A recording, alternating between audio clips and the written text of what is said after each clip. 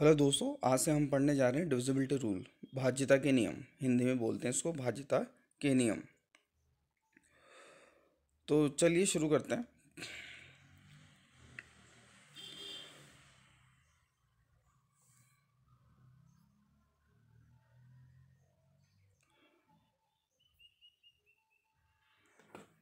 सबसे पहले हम पढ़ेंगे डिविजिबिलिटी टू का रूल।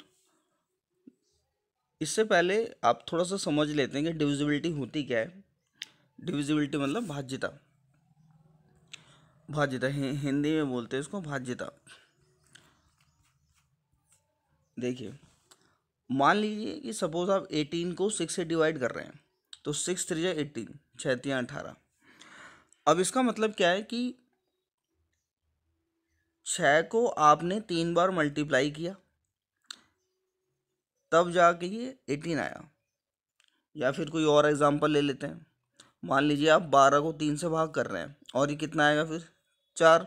इसका मतलब क्या है, 4 को आप 3 बार गुणा कर रहे हैं या फिर 3 को आप 4 बार गुणा कर रहे हैं, तो तब जाके 12 आया है। इसी तरीके से सपोज हम क्या कर रहे हैं, ज़ीरो को 5 से डिवाइड कर रहे हैं, तो कितना आएगा। तो अब ज़ीरो कब आएगा, जब 5 को आप 1 से गुणा करोगे तब तो नहीं आएगा, 2 से करोगे तब तो नहीं आएगा, 3 से करोगे तभी भी नहीं आएगा। तो 5 को आप 0 से ही गुणा कर सकते हो, तभी 0 आएगा आपका। ठीक है। उसी तरीके से जैसे 0 को आप 11 से डिवाइड करोगे तो 0 कब आएगा। अब 11 की टेबल में 0 तो आता नहीं है, इसका मतलब इसको आपको 0 से ही गुणा करना पड़ेगा, तभी 0 आएगा आपका। एक दूसरी कंडीशन भी है कि सपोज 5 को अगर 0 से डिवाइड करें, तो अब 0 की टेबल तो होती ही नहीं है, पहाड़ा होता नहीं है। तो किसी भी नंबर को अगर हम 0 से डिवाइड करते हैं तो क्या आता है, इन्फिनाइट आता है, क्योंकि हमें मालूम ही नहीं है। अब इसमें दूसरी कंडीशन क्या है कि सपोज 0 को हम किससे डिवाइड कर रहे हैं, 0 से। तो 0 को 0 से डिवाइड कर रहे हैं, तो हमें ये देखना है कि इस जीरो को हम किससे मल्टीप्लाई करें कि 0 आ जाए। तो क्या क्या कंडीशन हो सकती है, वो 0 भी हो सकता है, वो 1 भी हो सकता है, वो 2 भी हो सकता है, वो 3 भी हो सकता है, वो 4 भी हो सकता है, आगे बहुत सारी वैल्यू हो सकती है। इसका मतलब हमें वैल्यू मालूम ही नहीं है कि हम किस वैल्यू से 0 की मल्टीप्लाई करेंगे और 0 आ जाए। तो ऐसे क्वेश्चन में हम यहाँ पे क्या लिखते हैं, ये डेफिनेट नहीं है, डिफाइन नहीं है, नॉट डिफाइन है, मतलब निश्चित ही नहीं है, मतलब ये अपरिभाषित है या फिर नॉट डिफाइन है। तो कभी कभी आपने ऑप्शन में देखा होगा, इस तरीके से लिखा रहता है, अपरिभाषित या फिर नॉट डिफाइन। तो आप इस तरीके का जो क्वेश्चन होगा आप उसको क्या करोगे, नॉट डिफाइन करोगे। खैर आगे बढ़ते हैं हम इस सीरीज में। अब 2 के अलावा हमारे पास जो और नंबर है वो है 0 और 1। ठीक है। तो zero zero is divisible by all numbers accept zero. मतलब ज़ीरो में जितने भी नंबर है सबका डिवीज़न हो जाता है। 0/1 करोगे तो 0 ही आएगा, 0/2 करोगे तो भी 0 आएगा, 0/3 करोगे तो भी 0 आएगा, ये कॉमा है सॉरी, 0/4 करोगे। कहने का मतलब है ज़ीरो को सारे के सारे नंबर डिवाइड कर सकते हैं एक्सेप्ट ज़ीरो। जो मैंने अभी आपको बताया कि 0/0 करेंगे, मतलब ज़ीरो को ज़ीरो डिवाइड नहीं कर सकता। अगर अगर आपने लिखा भी है वहाँ कहीं तो आंसर क्या आ जाएगा, अपरिभाषित, नॉट डिफाइन। नॉट डिफाइन मतलब अपरिभाषित, मतलब हम बता नहीं सकते कि आंसर क्या आएगा। उसी तरीके से एक का जो डिविजिबिलिटी रूल है, तो one one is not divisible by any number. One किसी भी नंबर से डिवाइड नहीं हो सकता। मतलब 1 को आपने 2 से डिवाइड कर रहे हो तो ये नहीं होगा, 1 को 3 से करोगे तो नहीं होगा, 1 को 4 से करोगे तो नहीं होगा। मतलब आप कोई सा भी नंबर ले लो, डिवाइड हो नहीं सकता एक्सेप्ट 1। तो 1 को केवल कौन डिवाइड कर सकता है, केवल 1 ही कर सकता है। ठीक है। तो अब क्वेश्चन पे आ जाते हैं, जो हमने यहाँ ऊपर आपको दिख ही रहा होगा, डिविजिबिलिटी बाय 2। नंबर, एक second, number whose last digit is either even और जीरो इज डिविजिबल बाय 2। अगर कोई संख्या हमने ली है उसका लास्ट नंबर का मतलब है अंतिम संख्या, मतलब फर्स्ट डिजिट, पहला अंक। मान लीजिए कोई एग्जांपल हम ले लेते हैं यहाँ पर 2 3 5 6 5 4 3। हमें ये यहाँ से शुरू करेंगे 3 से। ये पूरी संख्या है और ये लास्ट नंबर ये है अंतिम अंक। और इधर से क्या पढ़ेंगे इसको, ये इकाई का अंक है। इकाई, दहाई, सैकड़ा, हजार, 10,000, लाख। इंग्लिश में बोले तो यूनिट, टेंथ, 100, 1000, 10,000, 1,00,000। तो जब भी आपको 2 से डिविजिबिलिटी चेक करनी है तो हम क्या करेंगे, केवल ये इधर से पहला अंक देखेंगे, या फिर अगर पूरे संख्या में बोले तो लास्ट अंक, या लास्ट।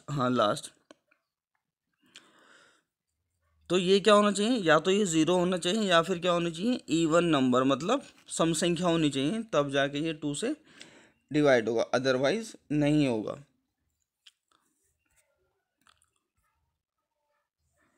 अगला क्वेश्चन है divisibility bye 4। If the last 2 digit of a number divisible by 4 और द नंबर हैविंग 2 और मोर zeros at the end the number is divisible bye 4। तो 4 से डिविजिबिलिटी रूल चेक करने के लिए हमको क्या देखना पड़ता है, लास्ट के 2 नंबर। तो अगर कोई संख्या है आपके पास, उसको हमको चेक करना है, तो हमें केवल लास्ट के 2 नंबर चेक करने हैं। और ये बहुत ही इंपॉर्टेंट है, इसको आप ध्यान रखना, क्योंकि ये कॉमनली एग्ज़ाम में यूज़ हो या ना हो, ये कैलकुलेशन में बहुत यूज़ होता है। सपोज एग्जांपल हम देख लेते हैं 973852। तो कोई ये नंबर दिया हुआ है, तो हमको क्या देखना है, केवल लास्ट के 2 नंबर देखने हैं। तो आप 52 को डिवाइड करके देखोगे 4 से, तो 4 1 जा 4 और 4 3 जा 12, 4 कम 4 4 3 12। हाँ, तो ये डिवाइड हो रहा है, मतलब ये पूरा नंबर 4 से डिवाइड हो जाएगा।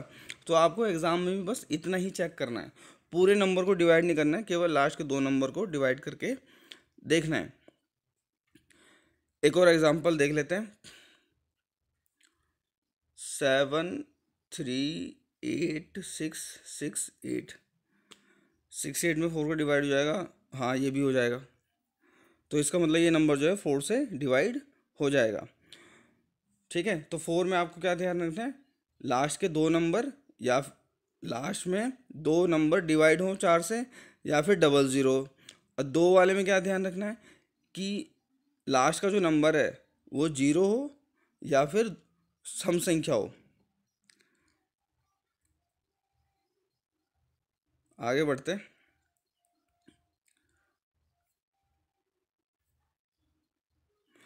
8 डिविजिबिलिटी बाय 8। देखो 2 में हमको क्या देखना है, लास्ट का 1 नंबर। 4 में क्या देखना है, लास्ट के 2 नंबर। और 8 में हम क्या देखेंगे, 3 नंबर। इसी तरीके से ये जो इनका डबल होता जाएगा, जीरो भी बढ़ती चली जाएगी। 2 में 1 देखना है, 4 में 2 देखने हैं, 8 में 3 नंबर देखने हैं लास्ट के, 16 में देखने हैं 4, उसी तरीके से 32 में 5, 64 में उसी तरीके से बढ़ते चले जाएंगे। ठीक है, अभी मैं लास्ट में लिख के बता दूंगा। तो 8 के लिए आपको देखना, क्या देखना है, लास्ट के 3 नंबर देखने हैं। सपोज एग्जांपल ले लेते हैं, एग्जांपल है 983512। तो 8 से डिविजिबिलिटी चेक करें तो लास्ट के 3 नंबर देखने हैं, और लास्ट के 3 नंबर क्या है, 512। 512 अगर आपको याद होगा तो ये 8 का क्यूब है, मतलब ये 8 से डिवाइड हो जाएगा। तो कहने का मतलब ये पूरा नंबर भी 8 से डिवाइड हो जाएगा। ठीक है, एक और क्वेश्चन ले लेते हैं 1 2 3 4 5 6 7 8 कहाँ, लास्ट में सपोज ये कोई नंबर है 839, और इसको आपको क्या करना है, 8 से डिवाइड करना है। और मतलब ये एग्ज़ाम में इस तरीके से आता है जो मैं बता रहा हूँ ना। ये कोई नंबर दे दिया आपको ऊपर लिख के, और ये पूछा गया अगर इसको 8 से डिवाइड करें तो रिमाइंडर क्या आएगा, मतलब शेषफल क्या आएगा। तो अभी मैंने 8 के लिए रूल बताया कि क्या करना है, हमको केवल लास्ट के 3 नंबर चेक करने हैं। ठीक है, तो ये हो जाएगा 8 एकम 8, 8 चौक 32, और ये हो जाएगा आपका 7 आ जाएगा। तो अगर आप इस नंबर को भाग करोगे तो 7 क्या होगा आपका शेषफल हो जाएगा। तो इस तरीके से एग्ज़ाम में पूछते हैं। बाकी और एग्जाम्पल हम बाद में देखेंगे, आज हम केवल इसको समझ लेते हैं क्या क्या रूल्स हैं। अगले क्वेश्चन पे आ जाते हैं। अगला क्वेश्चन जो है हमारा 8 के बाद हमने पढ़ा है 16, तो 8 के बाद हम पढ़ेंगे 16।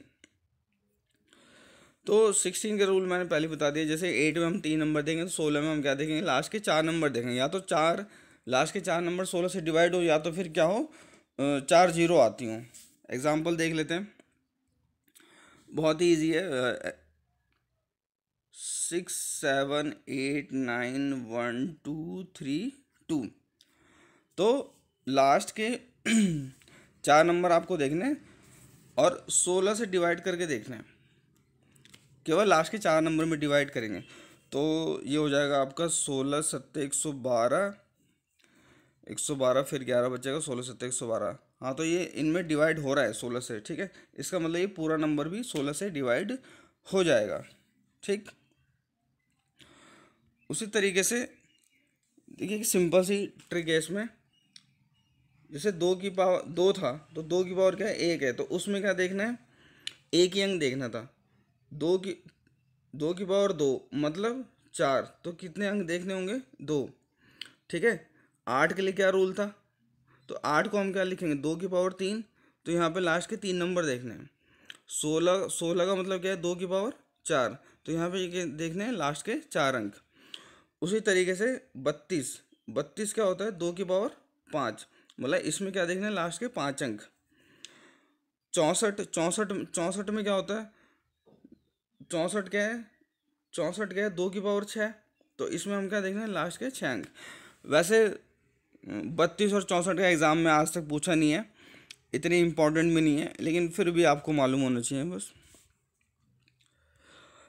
अगले क्वेश्चन पे चलते हैं हम। अगला रूल है डिविजिबिलिटी बाय 3।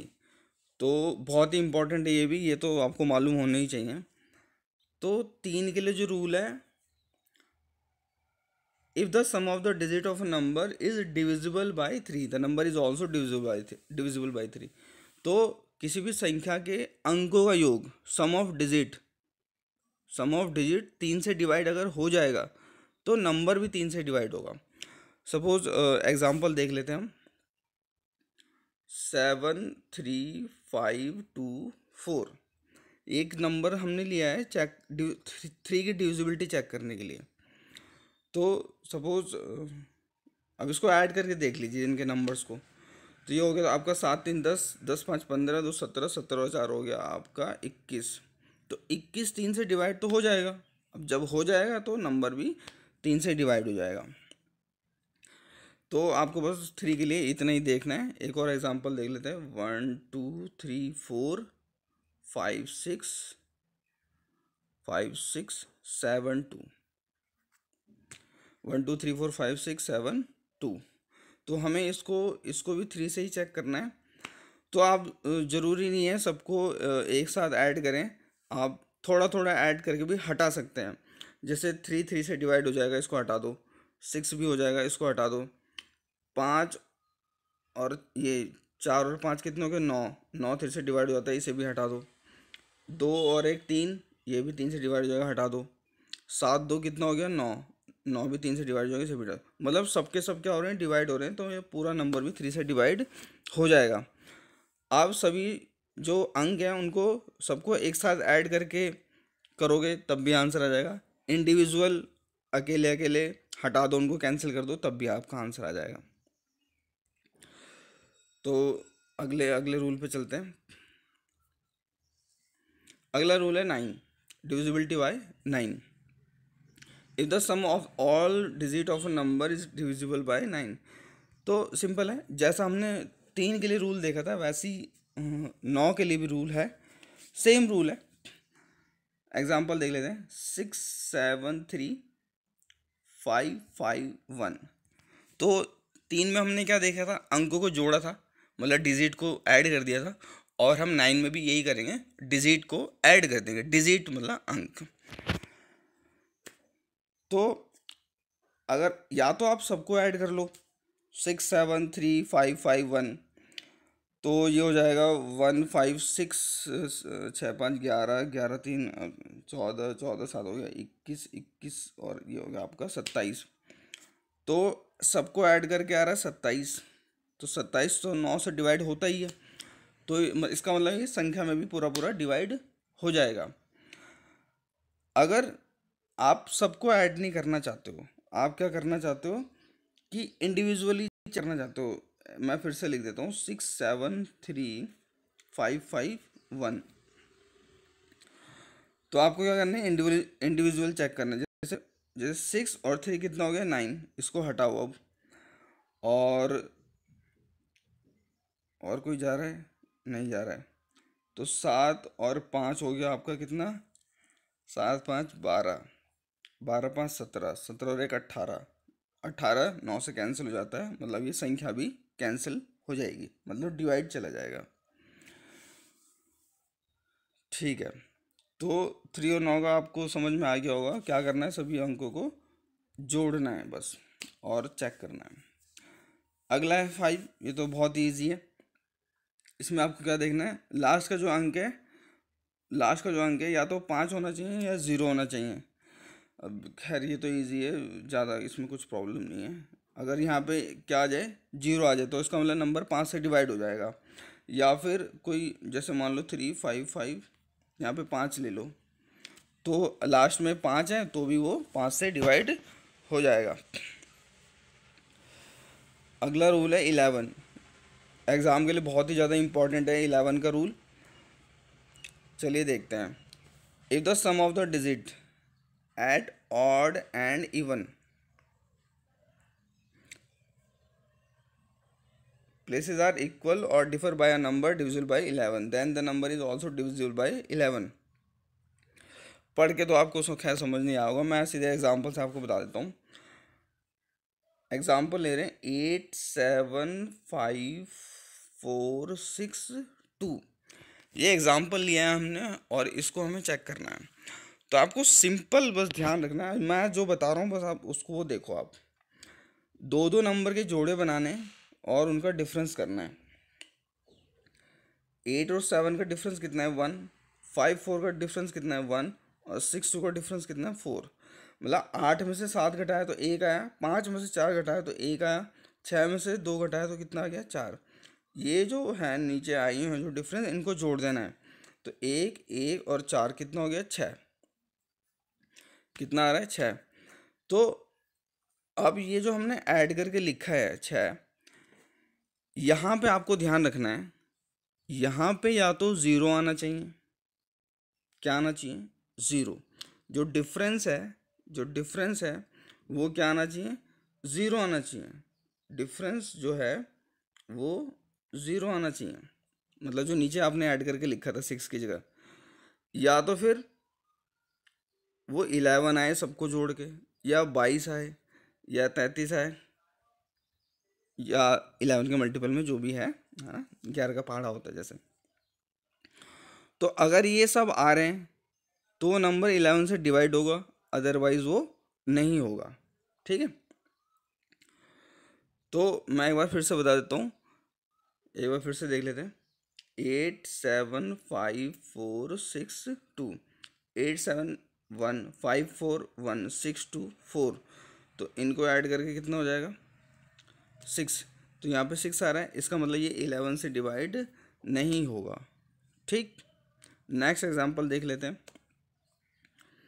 अब यहाँ पिछले वाले क्वेश्चन में तो 6 अंक थे, 6 डिजिट थी, 8 7 5 4 6 2। अगर मान लो 5 ही नंबर हो, 5 डिजिट हो उसमें, 2 3 4 7 9, तो ये दो और इसके लिए तो नंबर ही नहीं है, तो यहाँ पे हम क्या लगा देंगे 0 लगा देंगे। ठीक है, इतना आपको ध्यान रखना है, बाकी इसमें ज़्यादा कोई टफ नहीं है। आप इसको डिफरेंस, जैसे हमने पिछले वाले क्वेश्चन में डिफरेंस किया था वैसे ही इसको भी डिफरेंस करके देखना है, टफ नहीं है कुछ।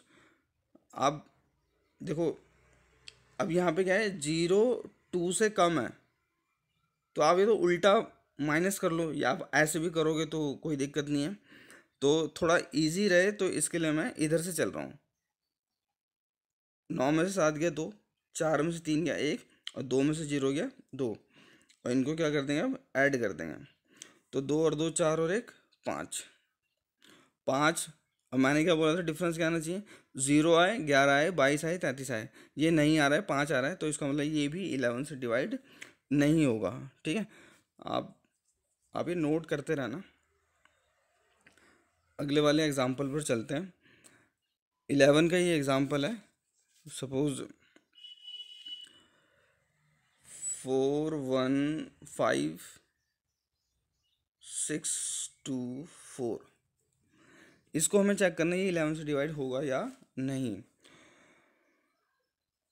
तो इसमें पूरे पेयर बने हुए हैं, जोड़े बने हुए हैं दो दो के, हम इधर से शुरू कर रहे हैं। ठीक है, तो 4 में से 1 गया 3, प्लस का आएगा।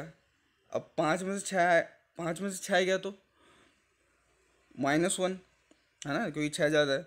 और 2 में से 4 गया तो -2। तो अब इनको ऐड करना है, तो -1 और -2 कितना हो गया, -3, और ये कितना है 3, तो 3 और -3 कितना आ गया 0। तो 0 आ गया, और रूल में यही था कि डिफरेंस या तो 0 आना चाहिए या फिर 11 22 33। तो इसका मतलब ये 11 से डिवाइड हो जाएगा, ये नंबर, ये जो पूरा का पूरा नंबर है 11 से डिवाइड हो जाएगा। आई होप आपको ये समझ में आ गया होगा। अगर नहीं आया होगा तो आप ये वीडियो को रिवाइंड करके देख लेना एक बार फिर से। टफ नहीं है, इजी है, आप एक बार देख लेना इसको दोबारा। हम अगले क्वेश्चन की तरफ बढ़ते हैं। 11 की डिविजिबिलिटी तो हमने कर दी है, अब है हमारे पास 6 भी बहुत इम्पॉर्टेंट है। 6 इम्पॉर्टेंट नहीं है, ये बेसिक है, जो आगे वाले क्वेश्चन है वो इम्पॉर्टेंट है, तो इसमें जान लेते हैं क्या होता है।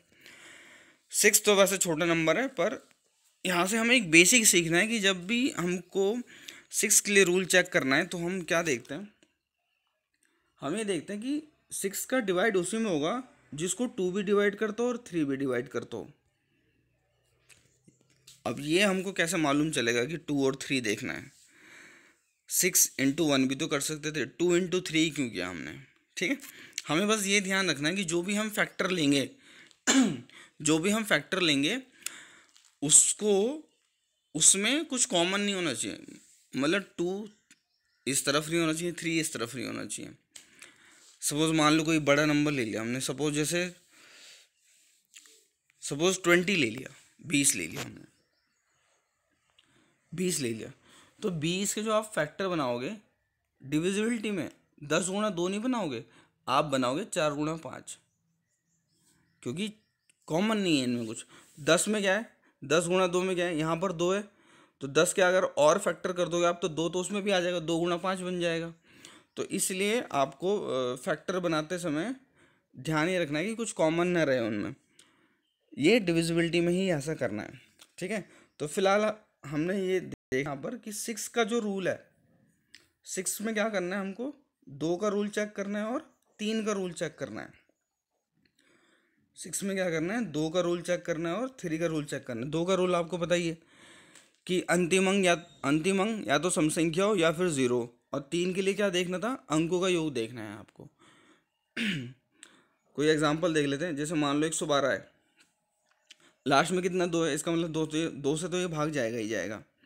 इनका टोटल देखेंगे, 2 और 1 3 और 1 4, टोटल आ रहा है 4 आ रहा है, मतलब ये 3 से भाग नहीं जाएगा, इसका मतलब ये 6 से भाग नहीं जा सकता। आप चाहें तो डिवाइड करके भी देख सकते हो इसको 6 से। ये हो जाएगा आपका 6 कम 6 बचेगा कितना, 5 5 2 52, नहीं जा रहा है 6 से। ठीक है, आगे बढ़ते हैं अगले सवाल की तरफ। Divisibility bye 11। अब देखो ये अच्छा एग्जांपल है जो मैं अभी पीछे आपको बता ही रहा था कि 6 के लिए हमने क्या देखा, 2 इंटू 3, और मैंने ये बोला था कि कॉमन नहीं होना चाहिए। अब जैसे 12 है तो 12 के लिए आपको रूल 6 2 नहीं देखना, हम इसके लिए क्या रूल बनाएंगे, 4 इंटू 3। मतलब ऐसा कोई नंबर जिसमें 4 का भी भाग चला जाए और 3 का भी भाग चला जाए, तो वो किससे डिवाइड होगा, आपका 12 से डिवाइड होगा। ठीक है, तो एग्जाम्पल देख लेते हैं। एग्जाम्पल है 563 1 2 4। तो ये नंबर है हमारे पास, इसको हमें चेक करना है कि इसमें 12 से डिवाइड होगा कि नहीं होगा। अब 12 के लिए हमको क्या देखना है हमको, 4 का रूल भी चेक करना है और 3 का रूल भी चेक करना है। 4 का रूल क्या कहता है कि लास्ट के 2 नंबर डबल ज़ीरो हो या फिर 4 से डिवाइड हो। तो जीरो तो है नहीं है, लास्ट के 2 नंबर देखने हैं हमको। 24 24 4 से डिवाइड हो जाएगा, बिल्कुल हो जाएगा। अब हमें 3 का रूल भी चेक करना है। इसमें 3 के लिए क्या रूल है, अंकों का योग, सम ऑफ डिजिट। तो नंबर को डिवाइड करके देखेंगे। तो देखो 4 दो कितना हो गया, 6, 6 3 से भाग चला जाता है, हटाओ इसको, 6 भी चला जाएगा, 3 भी चला जाएगा, और 5 और 1 भी 6 होते हैं, तो 6 भी 3 से भाग चला जाएगा। इसका मतलब ये सारा 3 से डिवाइड हो रहा है। तो ये 4 से भी डिवाइड हो रहा है, 3 से भी डिवाइड हो रहा है, मतलब 12 से भी डिवाइड हो जाएगा। ठीक है। तो इसी तरीके से हम और भी फैक्टर बना सकते हैं। मान लो कोई क्वेश्चन आ गया आपके पास, मान लो 24 आ गया, तो 24 के फैक्टर आपको 12 और 2 नहीं बनाने, आपको क्या बनाना है, 8 और 3। ठीक।